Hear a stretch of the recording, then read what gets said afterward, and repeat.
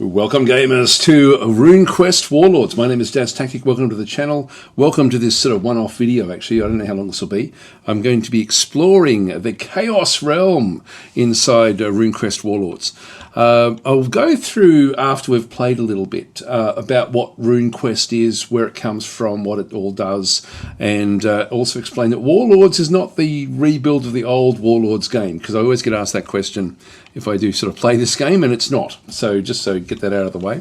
The actual combat mechanics are largely built upon the Warhammer 40,000 battle sector mechanics. So if you've played that excellent game, then you'll sort of at least have a bit of a bearing on this particular game as well. But I'll sort of explain things as we go.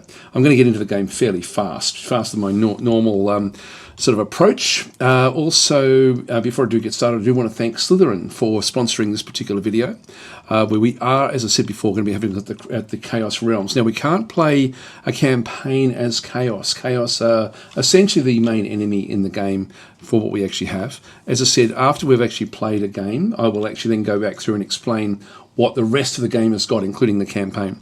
So let's just get in. The way that we can play with the Chaos mode is to go into Skirmish. I'm going to go into Army Management. I'll do this one fairly quickly and then sort of come back through. I'm going to delete that one and just going to rebuild again. So I'm going to go into Create New Army. I'm going to choose Chaos in through here. I'm going to make it 1,500 points.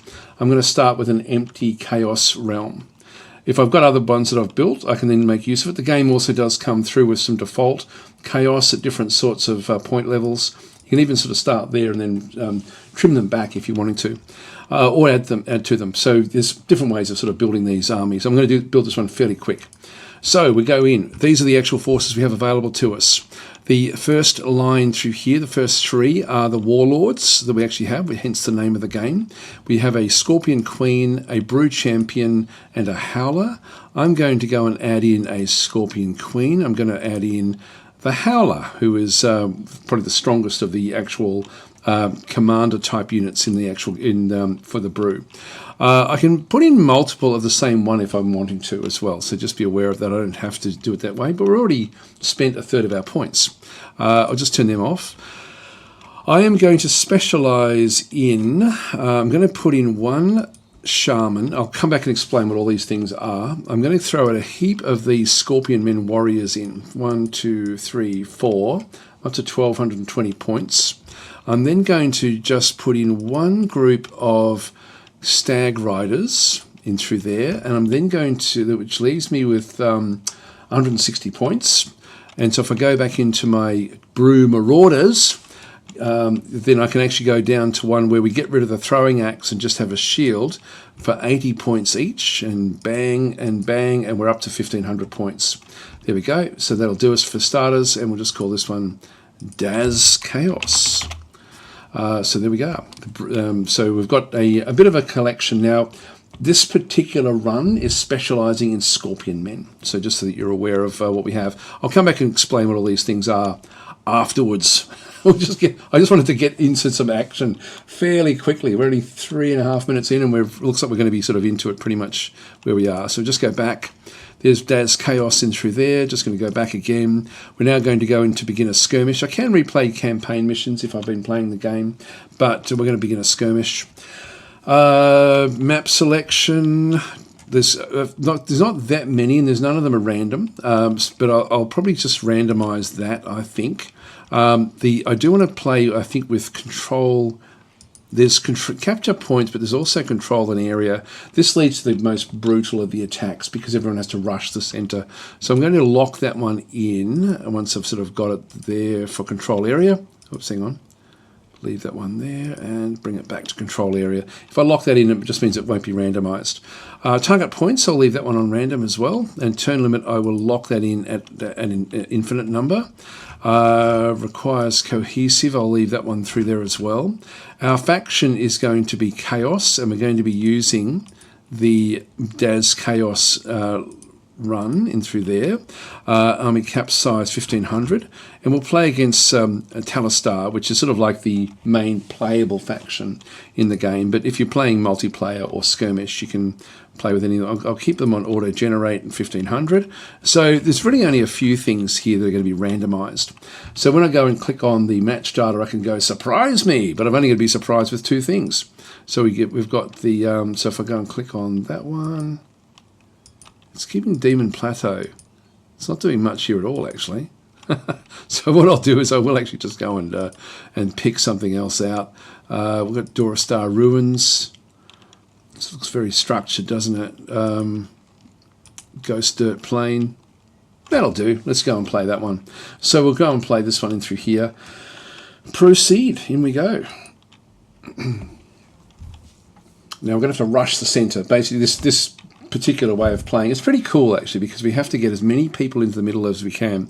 This is better than the battle sector equivalent. So we're going to have to get into this central area in here. This is where the battle will need to take place. So we need to rush forward. I'm going to be wanting to rush forward with, if I have a bit of a look around, so they'll be coming in from the other side. We really just need to control this central area, so just need to stack this one. I'm going to bring the Scorpion Queen in behind everything. I'm going to bring the Scorpions across with the Scorpion Queen. I'm going to move that one back out of the way. Leave that one there. These go further than the others. We've got the Bruce Shaman, which I'll keep in behind. We'll move that one forward. And then I think I'll just keep it like this. That'll do it. Okay, so we'll just go and confirm. All right, let's rush forward. So we've got the different units. This is the Howler that we selected, which is our main lead, one of our main leaders. I'm going to use all of his action points. He's only got 4, and then I'm going to use probably both his move, sorry, both. I'm going to use all his movement points plus his 2 action points. I'll explain what these are as we get into it. This one should be able to get him pretty close to where he is by pretty much doing the same thing. So I'm just going to get them close and then bring these in as well. I'll have that one go back around the outside. And we need to get these, we need to rush forward. Bring that one across. Again, the Queen can actually sort of move up with the others. There's actually not a good idea to do that with the Queen. She's a little bit squishy if she does get caught. So we'll leave one action point in with her. That one moves up. The Bruce Shaman I'll keep with the other group. Through here. And then the Brew Marauders coming back through this other side as well. All right, that's our first turn. End our turn. Now, there's the only one with action points left is the Queen.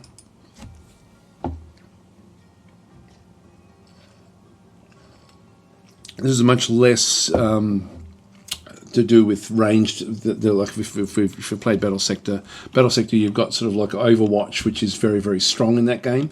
This game has it a little bit, but not a lot. So it's much more about melee. Ranged attacks are not as strong. They're coming from all over the place. All right.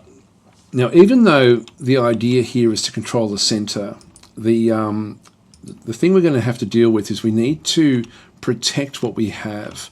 Now, I still can't get into the middle here, but I will be able to the following turn. So I can sort of bring this one across and bring it up the sides of this. Let's leave an action point for everything for now. Not seeing much else I can do there.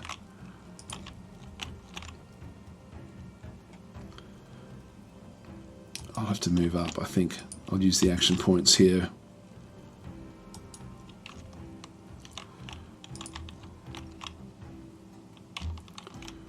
And I want us to move all the way across. think that if I move that one into here for now, I'm just going to hope that they don't have an attack against the queen early on. You'll see that there's hive coordination that kicks in when the queen gets close to the Scorpionmen. I'm going to have to bring that one up. It doesn't quite sort of fit.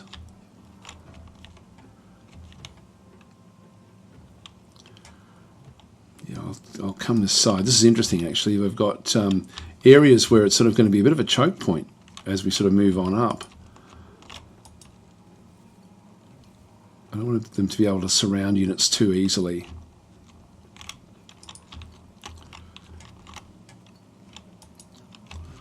So we'll sort of bring the brew this side, I think.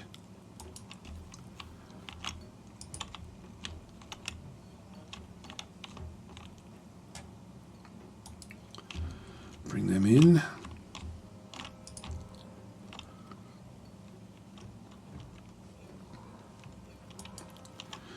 Yep, that should allow us to compress fairly well into this little area. All right, just press tab and I can then sort of go through the ones that have still got action points left over. So I'm happy with that. So we'll just go and allow them to stay where they are.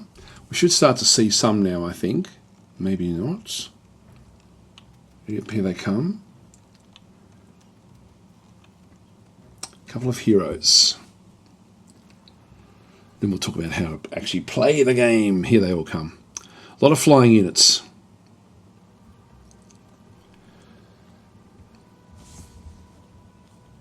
So they've been able to rush the centre. Now that's given them a big advantage. They've got to go up to 100 points, and so you win the points in the middle here by a number of different things, like have units within the zone of control, so they get 5 for that. Have more units than opponents in the zone of control, well, they're the only ones with units in there. And if opponent has no units in the zone of control, so they've got a massive boost there at 15. We're rushing as quickly as we can, but their flying units have just been able to fly straight across the borders, and their other units have been able to also then sort of break through very, very quickly. But we now actually have the ability to move in and do different things. So let's now talk about how the game is played and how things actually sort of then go and do work.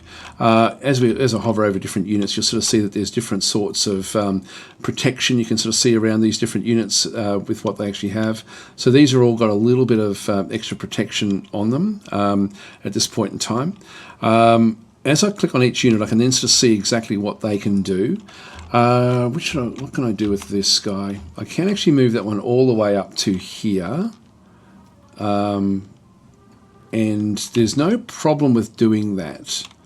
I can't move it into there, which is interesting. So I can move it to there. So I can actually hit this one, or I can hit this one here. Unfortunately, it's a bit of a weak area for me to go into. I think they're going to get a few more points from me in this early phase, because I'm not going to be able to really do a lot, even with this first unit. So we'll actually bring it across. It's a really hard one. That's a really hard one. Okay, well, we know that there's more coming in behind as well, or we assume that there is. These I can actually rush forward to get a shot in against this group.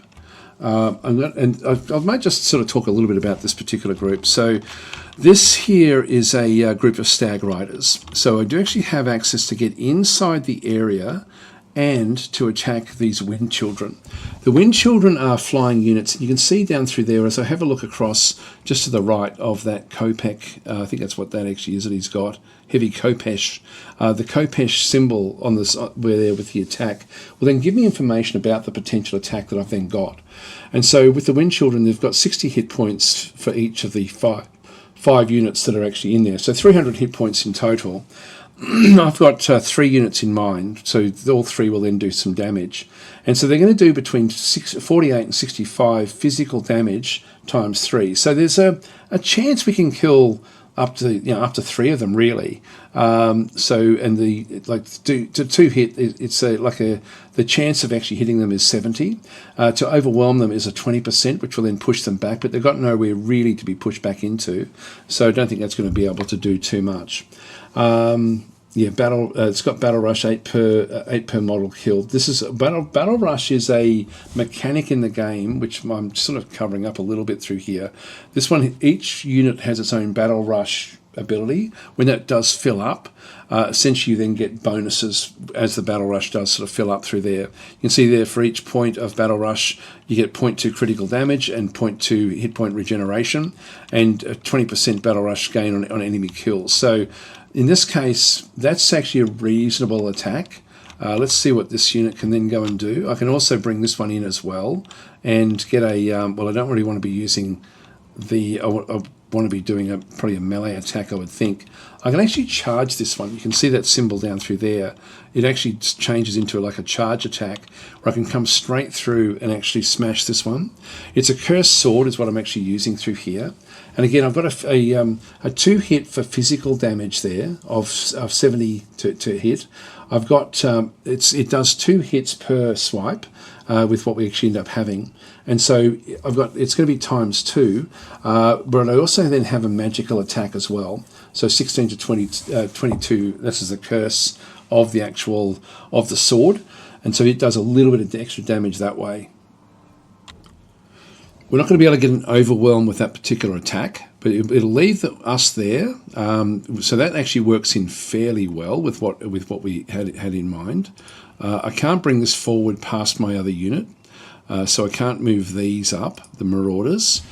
So I'll have to sort of use them a little bit around the place. So I can at least bring 2 units into this zone from the start. Other things to keep in mind, we've got a few different aspects about the game that we need to be sort of a bit more mindful of. So the Chaos Cohesion bonus is something we actually end up having. You'll see there's little up arrows in through here, and so this one's probably got it as well, the Chaos Cohesion bonus back in through this other side. I'm not sure if these are touching enough. Yeah, that one there has got bonuses as well. I don't know if everyone has got it. Actually, everyone does sort of have it. There we go. So we've got the got a bonus. I'm not sure what that actually does do. Warlord, so +1 battle rush gain for non-warlord allies within range 2, and also supported. So gains 10 accuracy when in a zone of control of at least 3 allies. Overrides threatened status effect. Now that's really only if it happens when it's actually in the combat itself. But in this case, I do want it to come charging forward. I've got a whole lot of other abilities that I can then go and do as well. So I'm going to use the Cursed Sword to go in. I do also have a Spiritic Javelin, which I can sort of fire at range if I need to, which does a lot of physical damage, but only to 1 unit, and there's 5 of them in that particular grouping. I can vomit acid at a unit, so this one here is, this will actually harm allies. So spits an acid projectile that damages any units in its path and corrodes their armor. So we could sort of make use of that one. That's range 2, so we can do this one. This guy has got 2 action points, which means I've got 2 actions anyway to do different things. I've got a Tentacle Slam. This one will then do, it's 80 accuracy, it does 37 to 50 physical damage, armor penetration of 1. This one here is Agonizing Scream, unleash a terrifying howl, inducing fear to enemies within range. So it's only enemies around it, so I'm not going to be wanting to do that one just yet. And Terrifying Charge, all of these things have got a cooldown, by the way. And so the Terrifying Charge charges towards a target, dealing damage to everyone in its way. The charge extends movement points, but grants extra movement. Now, I don't know if I can actually charge that one even further. If I go and click on that one, I can technically charge all the way back through to there. So I can sort of do damage all the way through if I need to, if I want to sort of make use of that particular one. So I can sort of just go charging through everyone. I'm not sure if that will then position me back out here somewhere. It might be a little bit too dangerous, I think. So I won't do that particular one. I'll just go and left click somewhere else. This is my hit points down the bottom through here. Movement points, action points. Then we actually have things, we've got low evasion, so we don't dodge out of the way. We've got high armor at 6. We've got magic defense there of 25, which is good, and magic resistance there of 5. This one here, for example, if I go and click on this unit, we'll see that it's got 30 evasion, so it evades very, very strongly. Only 1 armor though, pretty good magic defense, 5 movement points, which is why it's got inside the objective so quickly. Just it's different status effects it's currently got. Swift Hunter does not provoke counterattacks. Warlord's Fervor, so +1 battle rush gain while near a Warlord unit. Yeah, that's okay. It's got a sword stick, Does a bit of damage there, so we have to be a bit careful. Does splash damage as well. So these are fairly strong with what they actually can then go and do, even though they don't have very many hit points. Other things for us to consider with what we're doing. So what's this one here? You can see there the accuracy of this one is 100 for the cursed sword. Yet when I actually click on it and hover over this one, the to hit for physical is 70, and that's because of the 30 evasion from the enemy unit. Let's start off with that one through there. I'm just going to right click. There we go. That was good. And we managed to kill one of them, and we've sort of badly injured 2 others. So that was a good start with what we have, and we still actually have 1 more action point. I can also move across as well to sort of, and I think that will be a good idea for us to do that one once we sort of get out of the way. But I'm going to vomit acid. And so this one here is spits an acid projectile that damages any units in its path and corrodes their armor. So if we go and click on that one, and if we hover over, we can sort of see who's going to be impacted by these this vomit. So if I go and vomit into there, so we did a bit of damage into these as well. These are now just down to 2 units, and I've still got 1 more action point. I'm going to move. I can't get into there, so I'm just going to move this one out of the way, and then just changing its facing is incredibly important. So I'm just going to make sure that it's sort of facing towards that front area through there. All right, that will become probably the main target of the enemy inside this particular region. Now the brew in through here can also then do a bit of a charge into this particular group and can actually finish these off, I think. If we go and, in fact, if I hit that one there, you can see there we're going to do between 11 and 15 damage times 10. And there's a very, very good chance we're going to overwhelm anyway, even if there was any that were left over. So the brew can actually do a lot in through here. I don't need to use feral rage, which actually gives me even a bigger advantage with the attack. Now, the thing I'm interested in with this one is that's going to be pretty much it. If I move to there, I end up using, I use all my action points there. In fact, that is pretty much all I can really go and do. So this is my attack, and we then end up in that particular position. That one there, actually I can do a charge there. I can do a charge to there as well. So this one here, I ultimately have got the full-on actual, like an actual charge, which will do 12 to 16 damage times 10. I'm going to take that to there. So let's go charging. This is sort of like an ability that just allows you to do a little bit more than what you normally would be able to do. All we've done is damage them, so we didn't actually do anything else. I can still use the snake agility, so enhances evasion with the elusive beast aspects. So I can do that. I still actually have this one as well, where I can actually sort of come charging in here as well. I don't know if I want to do that just yet. I can either go sort of straight through here, or I can use this one. Now, that's going to be 4 action points, and then I'm still going to move out of the way with this attack. I think I'll just do this one. We also then have stag coordination, enables the unit to move without triggering zones of control attacks if we need to do it, or corrupted blinding. So, and I don't really, what's the range on that one? Only range 1. So I can't really do much there. Let's just go and hit this one here. So because we're zigzagging around, we don't get any sort of charge ability in through here. And that has now killed off that particular unit. Now, I'm going to, oh gosh, I should actually move up, you know. I think I will. Just so we can get more units inside here. At the moment, they've got 3. They'll be able to get 4 at least. There's more units coming up this way. These are just militia. These are very, very weak. Oh, by the way, do yourself a favor. Turn the voice acting off. It's really, really bad. So, particularly if you're playing against the Talistar faction. The other factions are fine, but Talistar voice acting is really bad. It's really grates on you. It's sort of funny for a little while, but it then gets like a bit sort of sad after that. So, yeah, I can't really sort of do anything there. So I'll just move this one up. to move that one into position. And I'm just going to go and position that one sort of back out this other side. Now I can't do any sort of overwatch, but we are sort of watching out that particular direction. So we've now got 4 inside the actual objective area, which is fine.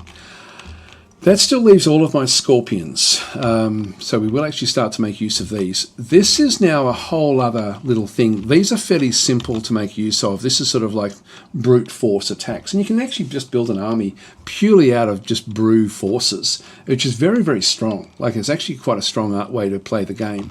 But if you've got sort of like specialized units, these Scorpionmen have got different abilities. So maybe we'll have a quick look and see what they actually get up to.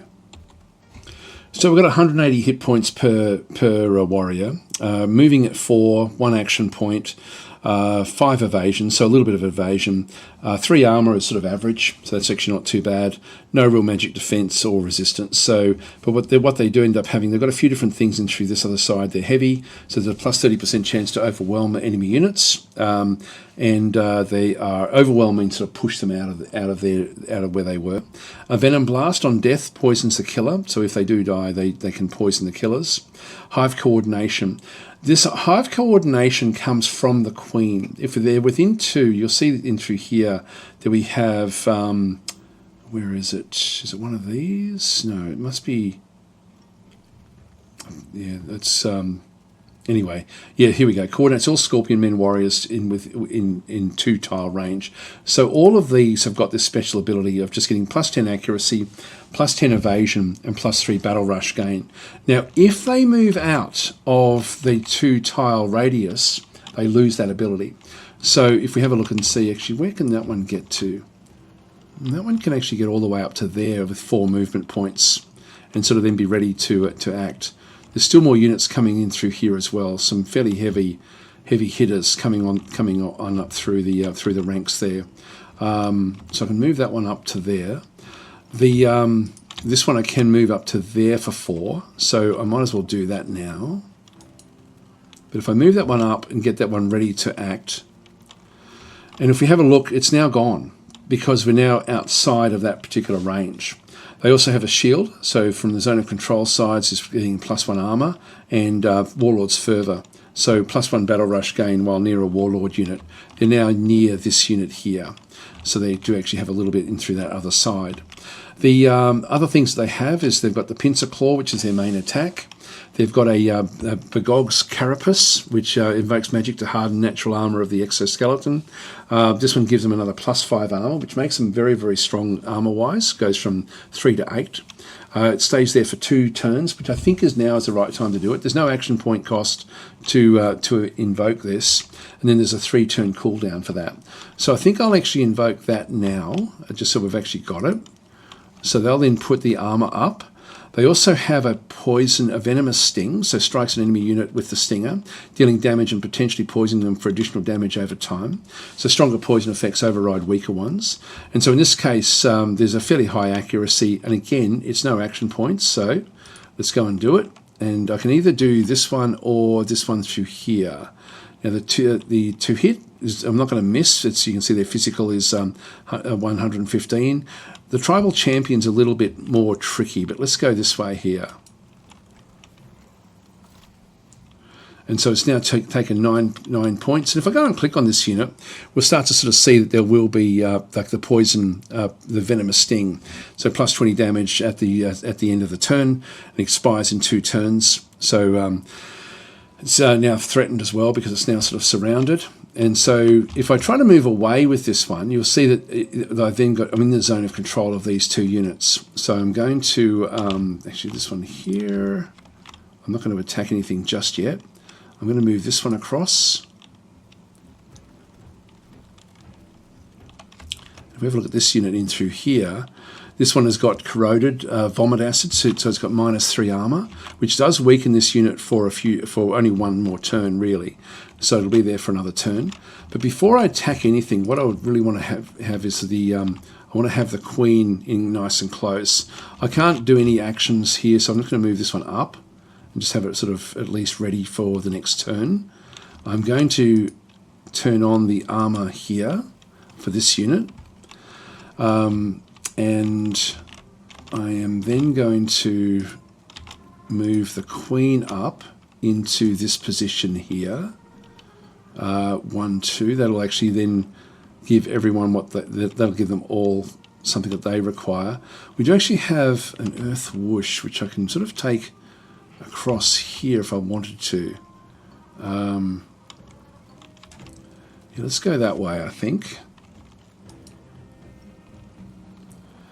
So this is actually something where you can see the hive coordination has now come back in, which now is giving me extra abilities while the queen is nearby.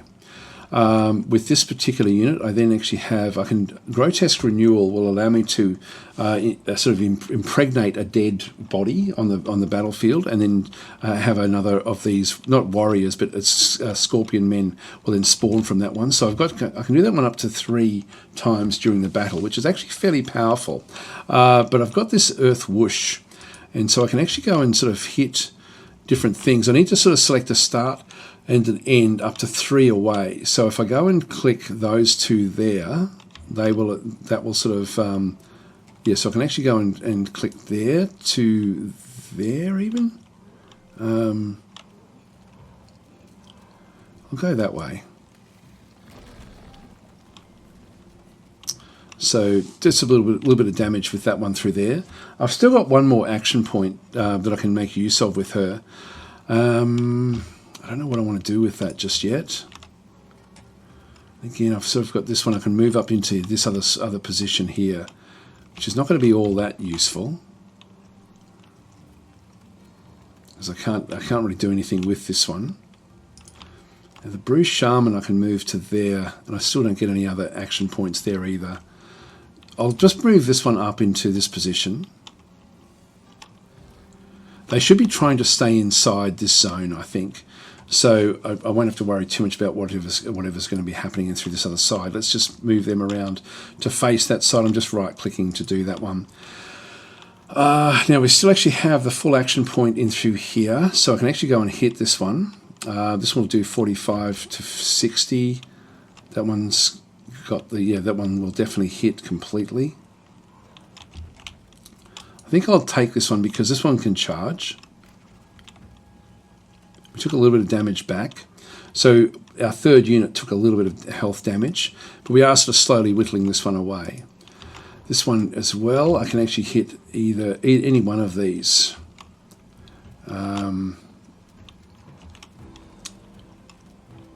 Yeah, look, I think I'll just focus on one unit at a time.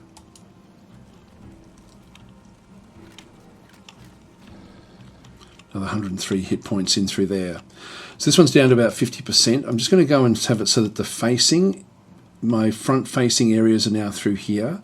If something comes in behind here, then that's going to be a little bit of a problem. So I have to be a little bit concerned about that. The Queen I'm going to have facing the front.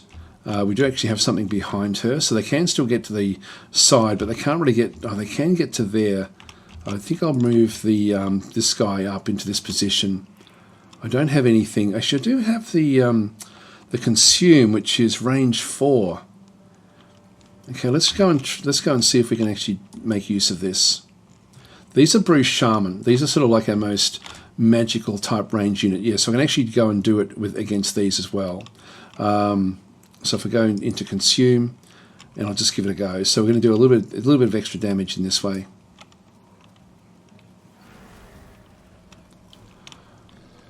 All right, so only 47, but that's okay. And again, I'm happy enough to sort of keep that one behind. This unit is it's got little things like corrupts the surface, which range 4. So 1, 2, 3, 4. I might do it to there.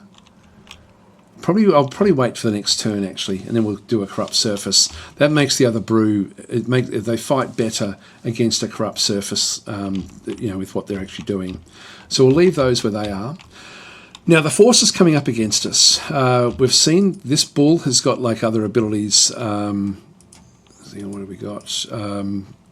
the abilities, it's flying. I don't think we can sort of see that. There we go, war horns. It can do a charge, and it may do a charge through here, for example, just to sort of try to get things happening. We also then have the High Priestess coming back up. She's fairly weak in terms of her hit points, but does have reasonable armor. Actually, we'll just check the armor on these guys. Yep, they're at armor 8. That one should be armor 8 as well. I'm going to leave this one not as armor 8. I'm going to leave it back at armor 3. She's only armor 3 as well, and can't actually, she can't sort of make herself stronger. So we'll just keep these guys strongish at this point in time. Again, facing is important. I just want to make sure I'm facing out with these units. They can still get a flank attack from there. This one can jump. This one has got the leap ability. I'm not sure if you'll see it. I think it's got a leap. Tribal champion. I think it can leap across. Anyway, we'll see what actually happens with that particular one. All right, we'll leave that one there. Let's just press tab and see if anyone's still got action points. Well, these do, but I can't do anything with them. And she also has one more. I can't use that one because it's on cooldown. The Venomous Sting has only range 1, so there's really, I could move up if I wanted to, but I don't really want to. These households have got 4 movement. So 1, 2, 3. They can't really get into there, so they can move up into here if they need to. I'm thinking they'll probably end up trying to go central, and same with these as well. The households that are in the swamp will sort of then start to make their way up into the central area. Just keep on pressing tab, so it's only those 2 units that can actually still move. So we'll end our turn there.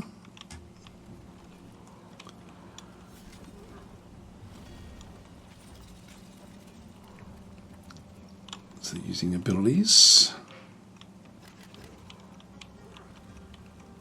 It's trying to move through the zone of control. So we did a lot of damage there with the zone of control move.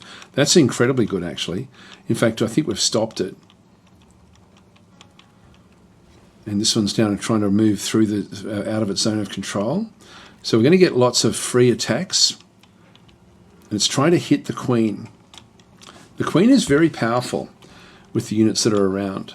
And again, I'm glad that we sort of put the armor up against those units. They're going to have to try to move more units back into the central area if they can. That one's just been healed up. But we did kill off that other unit. Here comes the households. Now, when you look at the banners, you'll see a few different things on the banners, which I'll show you in just a minute as well. So you can very quickly sort of see what advantages you have and what disadvantages you have actually on the battlefield. I'll show you a few other little things as well. It's really quite nice the way that they've actually done it. I hope that some of these innovations they've brought to this game end up coming to Battle Sector as well, and vice versa. I hope that some of the development that's happened in... Oh, wow, that was a big attack. So they're throwing their javelins. So we just lost half our hit points there pretty much for that particular unit.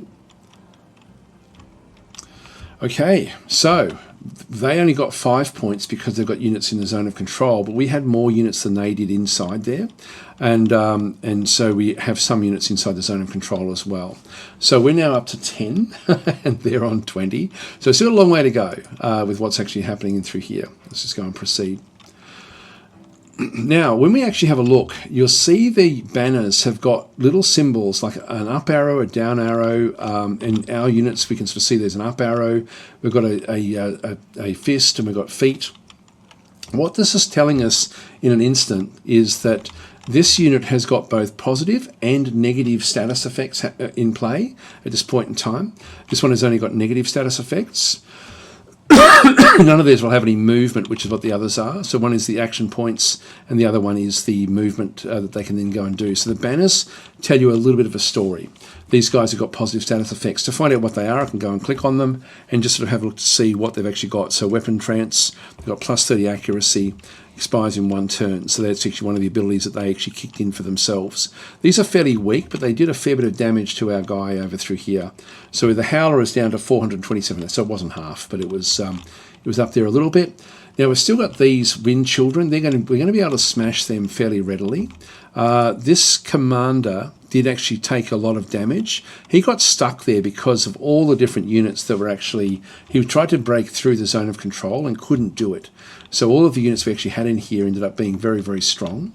They've still got the households coming back up through here. These are stronger than the militia. The game essentially is like it's a game, a little bit of a game of attrition. Like if you can get ahead of the game, and we're ahead of that now. We're ahead of the curve because we've killed off one of their big units. We haven't lost any units ourselves, and so we can now start to do other things. We've still got things on cooldown, like the carapace. It was still kicked in. We've still got 8 protection there, physical protection, but we can't use a venomous sting anymore. In this case, I can do 3 damage into this particular unit, which should kill off, I reckon it got a good chance of actually killing off 3 of the actual units from this particular group. I've got no other, actually I do have hits there as well, which should actually be very, very cool to be able to smack that one. What I can do is I can actually move this one up. Now, back in there we've got more households on the way. Let's just move that one in, and then actually hit this one as well, and see if we can kill off this hero. That was a good attack. So we hit it from the flank. And then we actually have this hero unit as well. Now, we don't have any other units at the back here that can really sort of get back into the action. So I'll use these brew to attack both of these. I've got the tentacle slam. Yeah, upon a unit death spawns a corrupt surface for 1 turn. It's not going to really matter that much, to be honest. Agonizing Scream is going to affect those 2. This does use up a full action point, which isn't really warranted. I can do a terrifying charge through both of these if I needed to, but again, I don't think I need to. I think I need to stay inside the objective. That one can't move into there. We have to get rid of these first. Let's see if we can kill this one off first.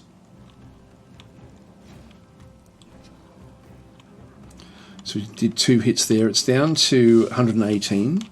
That should be enough for this unit to get a good hit on it. No, it's not quite enough.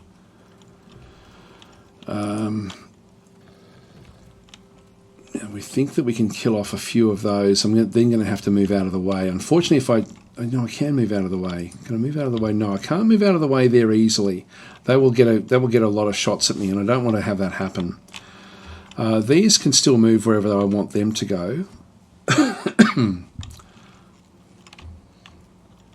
Not that I can really do much about that. So we're so close. Well, I'll have a hit at these and then move these back out of the way. So they're down to just 2 units now. And when I'm trying to move away, there's no line sort of showing that there's going to be any sort of real issue here. Let's just move them back this way. I'll just go them into the diagonal. Now the Queen. What I'll be wanting to do is to bring this one back in. The poison here, well, it should kill that one off. No, only 12. Not enough. Not enough. And I should get the kill here.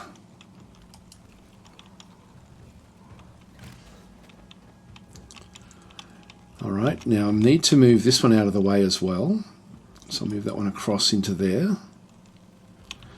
Now we know that there's 2 units that end up dying in through here. I'm going to move my Queen inside here to start with. Actually, before she does too much there, just face this way. And I can actually hit this one here. So I've still got the 2 action points. So I'm going to hit that one and that one. That will kill that one off. Alright, so we've destroyed that one there. And I can now use this grotesque renewal. I'm going to use it here. So I've got one there. I do actually have one there, but we're out of range of that. So I'm going to go and position this one in here to lay some eggs. They will then hatch into scorpion men, young scorpion men. And I can then use them also now to start to attack. So, so I'll move them up. And I'm thinking we actually start to go after these. There will actually be an attack back. Let's go and poison these straight away. So they're now poisoned. And we can then just do like we can actually thump them. So they will fight back. So these are weaker than our other scorpion men, but they're still very strong. It's such a great ability. If you can keep this alive, it will do a lot of damage. Now, these will be able to use their javelins against me. Actually, I think there may be a cooldown on the javelins, so we may still be okay there. And I've still got, yeah, we're out of movement and out of action points there. When she uses this ability, she actually becomes exhausted, so it uses up all the rest of her movement points and also the evasion that she has as well. So her evasion goes down. So she's now much easier to hit. But having said that, we're actually now overwhelming the actual enemy with what we actually end up having. Now, because they're engaged, I can now move this one out of the way. So I'm going to move this one back across into this position here. Actually, no, there is a zone of control from her. I didn't see that.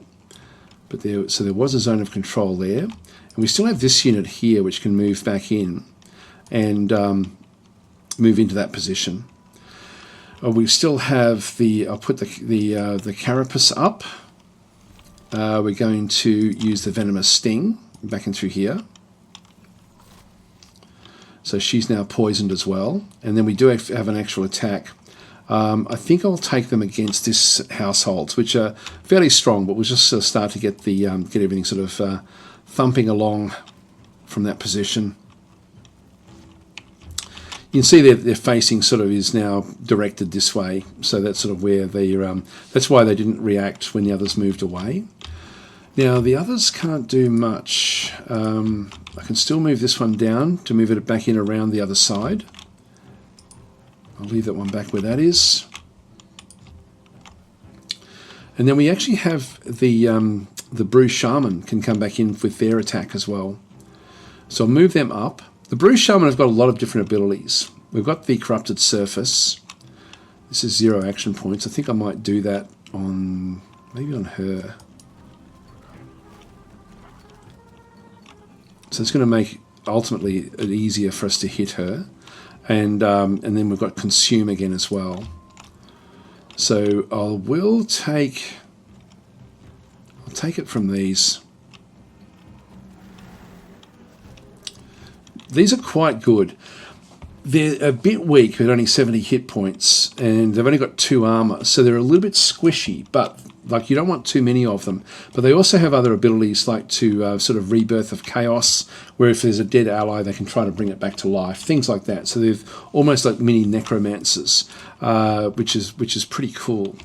Back over through here, if I just press Tab, still got this unit as well. Actually, I didn't realise we still actually had an attack with this one. Terrifying Charge. No, I think I might do that. Oh, harms allies. No, I don't want to do that. Forget that. Okay, so that's fine. We'll just leave it where that is. Actually, that one can move into here, and I can then actually hit this. No, it's still out of range. We can't get the diagonal attack. Actually, how many more movement? I've still got 2 movement points, so I can actually move it back in there. In that case, I'm going to use a Feral Rage, and we're going to sort of essentially go almost berserk and just do more damage. So we've got 5 units against their 5 units, and so we weaken them a fair bit. We take extra damage when we do actually have that one. I'm going to do the same thing in here.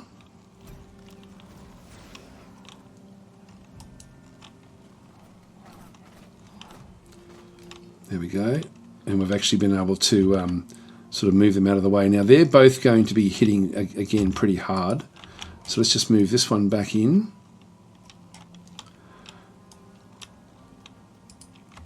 I'll move this one out. So I've still got one more hit in through this other side. There we go, sort of killing them off as well. So the battle of attrition now, they've really only just got like their weaker units. Their strongest units have now been sort of destroyed. I can sort of rotate the battlefield around to have a bit of a look at different things as well. What I might do actually is I'll show you the, by pressing the backspace key, I can then start to look at getting screenshots and things. It's okay. The battle sector one I think works better because you can sort of get to any angle that you like. Whereas this one not so much. So let's just go, and when we end up with units attacking, I'll just go in and press backspace. Now we're now in the mode of taking a screenshot. So we've got like fly through mode, or we can also then just go to orbit mode. But I'll just go to fly through. I can use WASD. Actually, it's not letting me do it for some reason. Page up, page down. No, that's not letting me do it. I think it must be because it's the enemy turn. I can still play through. Oh, there we go. Now it's letting me do it. I think to a degree. I can sort of now start to come in on the angles. Actually, I'll go through to orbit and just see if I can actually sort of get down lower. Page down. Yeah, I can sort of... No, it's not letting me do much here, unfortunately. I'll do it when it's my turn. I had wanted to sort of show the screenshot mode of how this one actually works. Just press backspace again. They're trying to move out of the way, and so they're taking big damage there. They've been overwhelmed, trying to sort of reposition themselves. They're doing a leap. I don't know why. I think it's so that they can try to move up. Oh, that was a big attack. So that was the sorceress.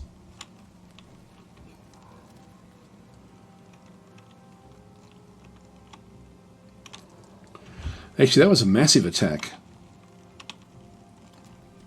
I didn't realise that she had anything that strong. Now, we're the only ones with anything in here, so we've now taken the lead in terms of what's actually happening. Just go to proceed. So, we've lost one of our brew in through here. If I go back to the ability to try to resurrect Rebirth of Chaos, range 2, so I can actually do it from there. I can do it with the Scorpionmen as well, but let's go and look, most of the attack is now going to be this side, so let's go and rebirth those. There's a chance it won't work, but it did work. And so they come back a little bit weaker, but we can sort of now start to make use of them. Let's go and hit this militia. Yeah, I'll hit this one here. That's overwhelmed. And we'll kill them off. Alright, that's the 2 action points from the Warlord.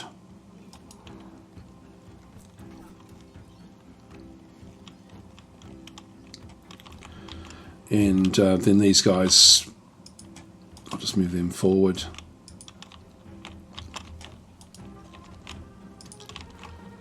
I'm going to surround. Now she has, when I try to get past there, she actually does get an attack in. I'm going to move this one in behind to start to attack from the rear. We don't have this just yet, but we'll just keep on sort of hitting her.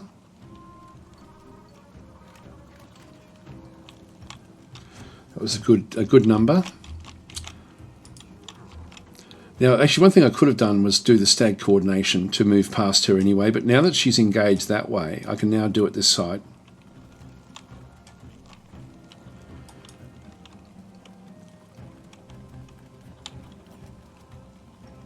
Okay, another big number there.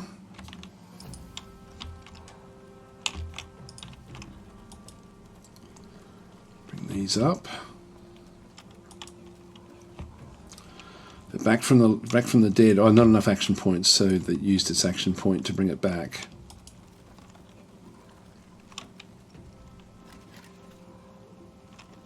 We missed a few of the units.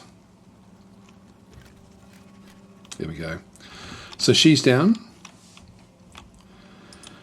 The Queen has still got one more cooldown before she can do anything. And there's really nothing much that she can really get up to, so I'll just leave her where she is there. These guys have already used their leap, so they can't do anything else. So we're down to really just one unit now. So let's just end our turn here.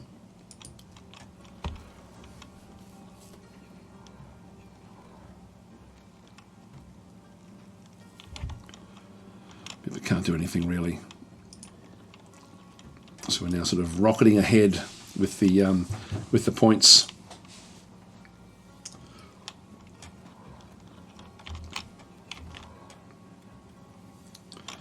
I'll move in behind it. I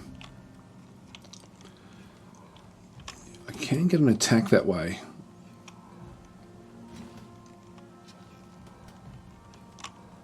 I should be able to do it a second time. It's out of range. I'll try the javelin. Missed. Alright, back this way then.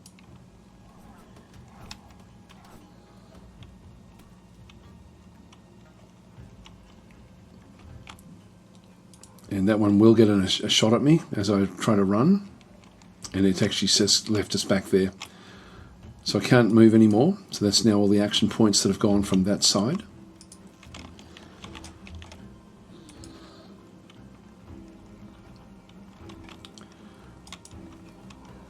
And as soon as I either get to the target 100 points or kill off this particular stack, then that's then game over.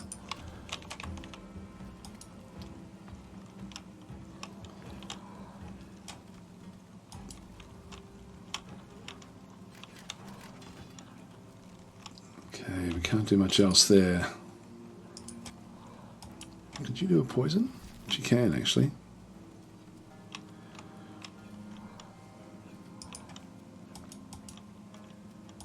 Oh, it's out of range. Really can't do much there with her. I can hit them with those. There we go. And so that's the battle done.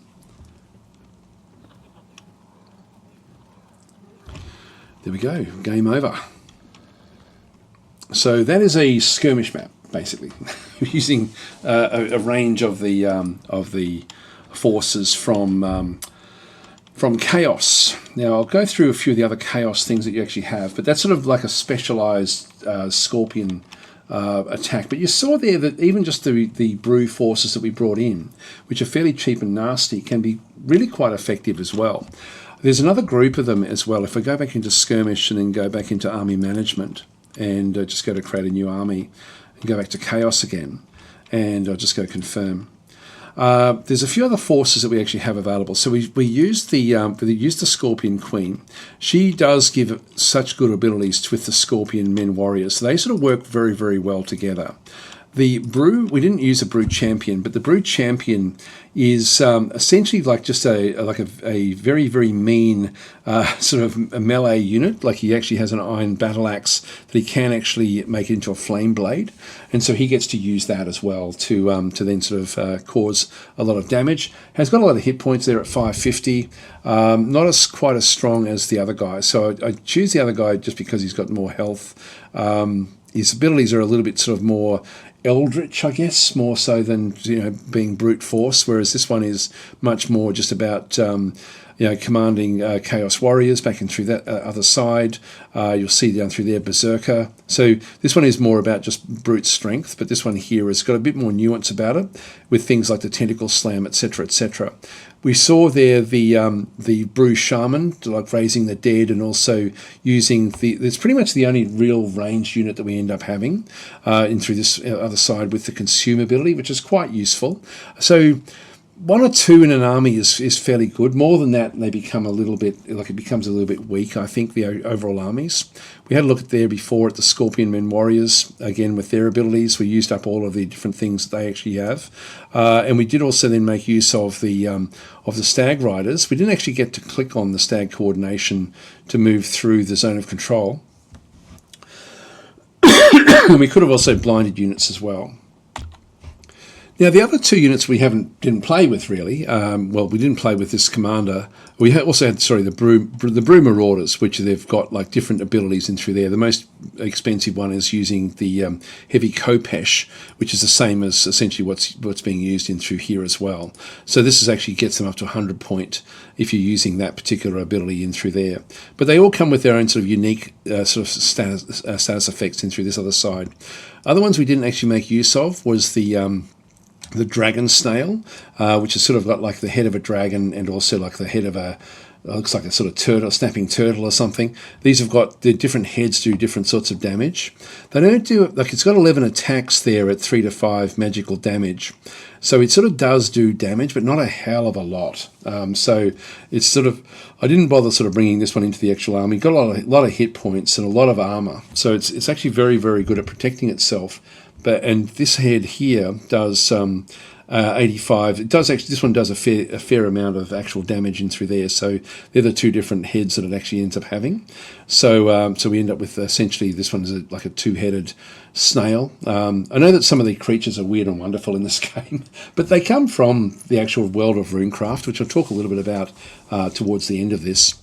And the other one we didn't actually look at through here is this group in through here, which are the Walktapi. Again, from the this is actually if you have a look at the actual RuneQuest books, you'll find different resources online, and you can sort of find information about this particular group with sort of like the octopus heads that are basically sort of like born of poison. They're sort of like swamp men, and so they have different abilities. They have tentacles and talons here, which only do 18 to 24 physical, but they do 4 armor penetration with what they have. So it's not fantastic with what the actual attack is.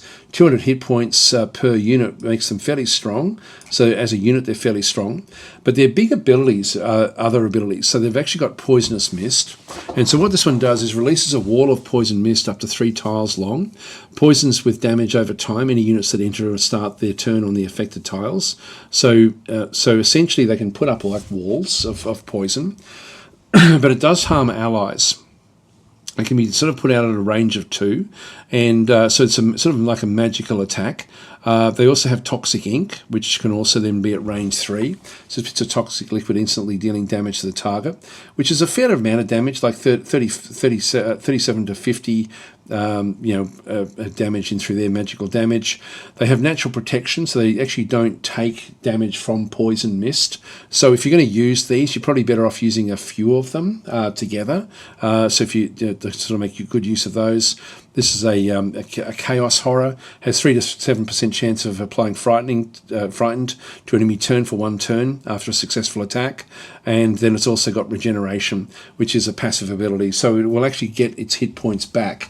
So again, an interesting unit to sort of make use of, but you don't want to just have like one of these. I think you need a few of them. Just a bit like what we did with the Scorpionmen to make the best use of the Scorpion Queen. These, I think, sort of also then work fairly well together. So just getting the cohesive abilities with those is fairly good. This one here also then does have the same Chaos Horror in through this other side. It's Corrupted Trail. This one leaves corrupted surface on the tile it passes for 1 turn. This is again something we have to be a little bit careful of. So this is why I didn't use it in the stack in the game that we were playing. And Exploding Temper, so triggers a violent explosion, damaging all nearby units, including allies and itself. So we'll do a little bit of magical damage there with explosions and things. Again, 0 cost with that one.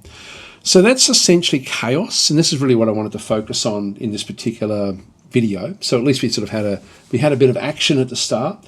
Now the other thing that you'll sort of notice as I'm going through the different abilities, you'll see there that Chaos and Fire have been sort of selected in the in the second line down after Exploding Temper.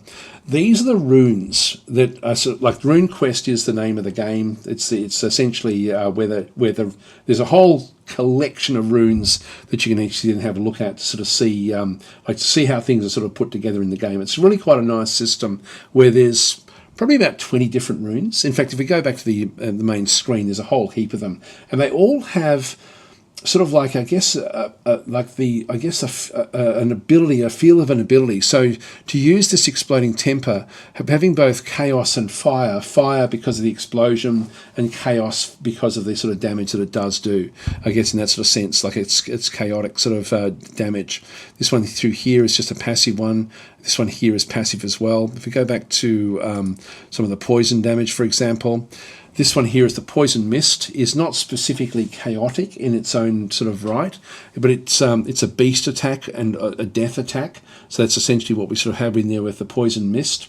So it's more natural than chaos. Chaos is sort of like corruption, if that makes any sort of sense. And while you don't need to know what the actual runes are, I think it's just nice to know what the game is all about. At the end of the day, it's about the runes. Toxic ink is also beast and death. Again, this is coming from the animal side of these particular units. Passive, and passive, so we don't get anything else through those. Some of the other abilities we end up having. So with the earth whoosh, we can see there that we've got an earth rune, and disorder is sort of what that's creating. So it's creating disorder in the earth. Ruptures the ground with rock spikes in a line, blah, blah, blah. This one here is fertility and chaos. So it's fertile chaos.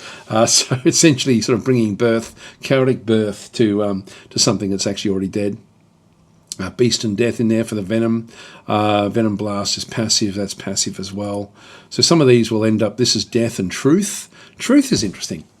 That surprises me. I would have thought that Flame Blade would have been death and fire. Anyway, truth it is. So that's actually what we end up having through there. For all I know, that may have come from the actual from the compendiums of the game itself. The game has been around since the late 1970s as essentially like a tabletop role play game, like Dungeons and Dragons. Very, very similar to Dungeons and Dragons. In fact, what I might do is I might go back out and maybe just sort of finish this off with a bit of a talk a little bit about RuneQuest itself. Oh, hang on, I need to add units. I'm just going to put something in there to be able to... I don't know why I can't just close out with that one. Just get rid of that one. All right, so there we go. We'll just go back out to the main screen. So you'll see through here, for example, these are runes across the top. And they're not just made up for the game. These are actually part of the lore of the actual world itself. And so this little sort of horn symbol is chaos. I used to know what a lot of these were. That's like mankind, earth, balance, fertility. I forget what this one is, tranquility, something like that. And so you can combine all these different ways. Death... can't remember. That's moon. Can't remember. I don't know. I can't remember what all of these different things are. But there's a lot of runes in the actual RuneQuest game itself. If I go back to continue from my campaign, I'll just show this map as well and just talk a little bit about what we're seeing through here. So this is just a very, very small portion of a world called Glorantha. And this is a small portion of the northern continent in that particular world. And so so often you'll see with RuneQuest, you'll sort of see that it's like I forget what it's called, something about living in Glorantha or role-playing Glorantha or something along those sorts of lines, which is a massive world full of all sorts of different themed areas. And so where we play in our game is just a very, very small area of Talistar, and also Dorastor down the bottom through here. This is Dorastor, which is where the Chaos units sort of mainly sort of live, and the Talistar is where the Talistarians that we sort of were playing against in that last fight were coming from. Beyond that one, just off to the upper side there, is a very, very large empire, the largest empire on the northern continent, called the Lunar Empire. And so the Lunar Empire is sort of like a monstrously large, sort of like not good or evil in any real sort of sense, but a lot of corruption. It's just a massive, massive army, or not massive, massive empire. And so Talistar is more to do with like barbarians. So sort of think like Conan the Barbarian with what they end up sort of doing. But this is just a very, very small portion. Beautifully drawn map, by the way. In through here, we've got things like you can see that there's trolls, which don't really feature, with anything we actually have, but there are trolls in the game. There should be werewolves, I think, down the south in through here. And so see, this is where the game sort of starts back off on this different area.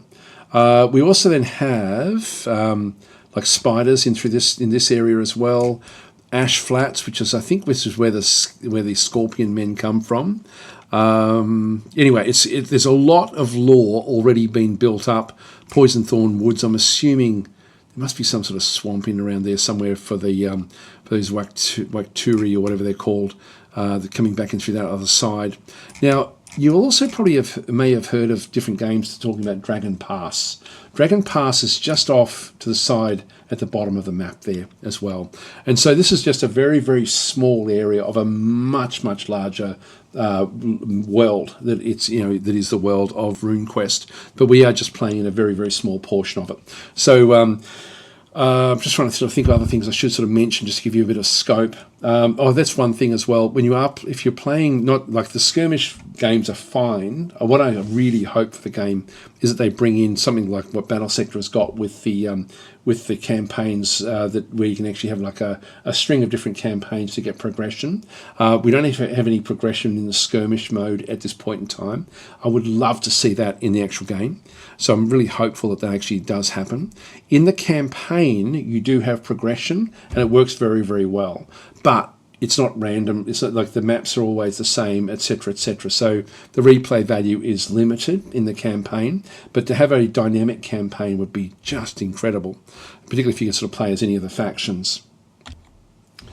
So in this particular campaign that I'm playing, you'll sort of see that I've got a few different things. I've got army management, and if I go and click on that one through there, so I'm playing as the Talistar army in through this other side. That's the only one you can play in the actual campaign itself. And so I've got different groups that are then showing up in my actual army. I'm already now over the number of points because I've collected a few more units in the last fight. I've collected this one here, the chiefess, the sorceress, and also this sky bull. So they were sort of added into the mix, which means I've now got too many. I'm 35 over. So I need to relegate somebody into the reserves. I've got like a reserve of units here that I'm not really using. If I go back to the main army, I'll probably just go and ditch one of these across. That then makes it so I now have 760 of 800, which means I'm okay now to move on and go into the next actual combat. I can go and use requisitions. I've got 2 requisitions at the moment, so I can keep on building up my forces if I wanted to. Now, this one here, I've got 40 left over. This guy here is worth 75. This one here is worth 165. So the households are a lot more expensive than the militia. The skyball is 190, so I can't really ditch one of those to bring in another household. I've already got 3 households in my actual stack. These are very, very strong units. So they all have different sort of abilities with what they can then sort of go and do as well. Like this one does have, the javelins that can sort of then go and throw. There is a cooldown there. Once every second turn, you can actually then make use of its javelins. So these, they're the sort of like the units we end up having in the campaign. Again, I don't have everything unlocked, but over time, I'll slowly get more and more and more units available to then bring into an army. And the actual, as the progression continues through the campaign, I'll end up getting a lot more units coming back in, a lot more points, so I can actually really flesh out the army in meaningful ways. One of the things you'll see in through here is something called Campaign Mastery. And if I go to any of the units that have been with me for a while, like these households, for example, have got 3 Campaign Mastery. So it gives them extra accuracy, magic power, and critical chance as well. So the longer they stay with you, they get other bonuses from their experience in the actual combat itself. And one of the other really cool things about the actual campaign itself is the actual hero upgrades. So I've got 3 heroes in through here. I've got 2 from the from Talistar, and I've got actually one from the Lunar Empire as well, Halcyon var Enkorth, who sort of joins us pretty much at the start of the actual campaign. And so these can all be leveled up. Now I've got 5 fame tokens in through here, where I can go and sort of start to unlock different areas. And so and different abilities. Whereas if I'm playing a skirmish game, they're already all unlocked. But I really quite like the idea of having to progress through and actually planning my way through the actual progression of the different units. So some of them will actually have like different like damage upgrades, evasion for the whole army, for example, things like this. So she sort of is very good at sort of helping the army grow. This one here, I think, has got other abilities as well. Army upgrade, +5 hit points per model. This one here gives him another 50 hit points himself. Things like this, so you can sort of spend your fame tokens on doing the upgrades for the actual units themselves, which is a really nice mechanic. And so be great to sort of see that in like some sort of dynamic campaign where you could play any of the 3 different factions in the game. I hope they bring more factions in as well, like the actual the world of Glorantha and the world of RuneQuest. There's just so much that can go on. Like, I was blown away when I started to look at the actual resources online, just to sort of see like what it was like. It's very much, it's not sort of like the high magic you have when you play Dungeons and Dragons. It is a role play game, and I guess people expecting a role play game from this Warlords version of it will probably be disappointed, because the only real role play is this aspect where you're building up your actual characters, but it really is more of a squad-based, sort of a game that we are playing, rather than really focusing on individual people. Certainly, some of the other Dragon Pass games that are around have been sort of more to deal with developing up a collective of a group of people as such, whereas this one is much more about sort of developing a small army. So quite different in its overall approach. It is also just the starting point for the game, so I certainly hope that over time we end up with many, many more factions coming in to sort of allow us to like have the trolls and have the werewolves and so on and so forth as different sorts of abilities to sort of then bring in future I guess DLC for the game, which would be very, very cool. Anyway, guys, I'm going to have to leave it here. So thanks for watching. Hope you enjoyed that. Hope that sort of gets you a little bit inspired, maybe, to pick up the game and to maybe have a look at that. What Chaos can do. And again, there's so many different ways of playing a force like Chaos, because they do, like the Scorpionmen fight incredibly well together. And the Brew do as well. Just a very, very simple collection of Brew warriors. Really, can cause an enormous amount of damage with what they can end up getting up to. So, put a few shaman in around them as well. It's just a great, great game in that sort of sense. In the sense you can do a lot, particularly with something like the Chaos. Mixing and matching everything, I think they then just get in their own way, like in terms of having the Tappy or whatever they're called, in amongst the other forces. You could end up poisoning your own troops. But anyway, that's just part of the fun, I guess. I'll leave it there. Please like and subscribe if you like this, and please leave a comment if you've got any questions about the game.